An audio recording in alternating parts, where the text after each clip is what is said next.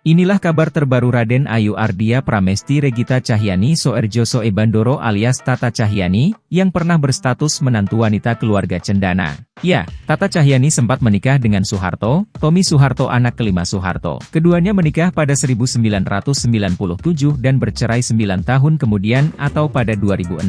Tata dan Tommy dikaruniai dua anak yakni Dharma Mangkuluhur Hutomo dan Radiana Gayanti Hutami. Dharma kini sudah berusia 25 tahun sementara Gayanti berumur 23 tahun. Tata dan Tommy pun tetap berhubungan baik meski bukan lagi pasangan suami istri. Mereka berusaha memberikan kasih sayang dan perhatian penuh kepada dua buah hati. Lantas, apa kabar Tata setelah melepas statusnya sebagai menantu keluarga cendana? Melalui akun Instagram pribadinya, Tata sering membagikan potret kehidupannya saat ini. Ia terlihat awet muda meski telah berumur 49 tahun alias nyaris setengah abad. Tata juga mahir memadupadankan busana sehingga penampilannya tampak selalu kece. Ia juga beberapa kali memperlihatkan momen kebersamaannya dengan anak-anak terutama Dharma. Mereka bahkan terlihat seperti kakak adik dibanding ibu dan anak. Terkait kehidupan asmara, Tata kini menjalin hubungan cinta dengan pria bule bernama Bobby Tonelli. Bobby pun bukan sosok sembarangan. Ia merupakan seorang aktor dan pembawa acara televisi Amerika. Pria berusia 48 tahun itu bahkan turut membintangi sejumlah film Hollywood, di antaranya Chages,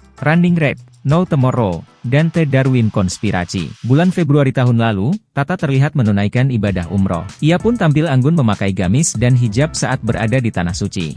Baru-baru ini, Tata tampak merayakan Hari Kartini. Ia tampil memikat dengan kebaya kutu baru beludru yang dipadukan dengan rok jarik. Selendang warna pink yang disampirkan di bahu membuat penampilan Tata semakin memesona. Tata pun berfoto dengan sejumlah wanita yang berusia lebih tua, salah satunya Titik Soeharto, mantan kakak iparnya. Terlihat pula Didit Hedi Prasetyo yang memakai kemeja batik dan duduk di sebelah Tata.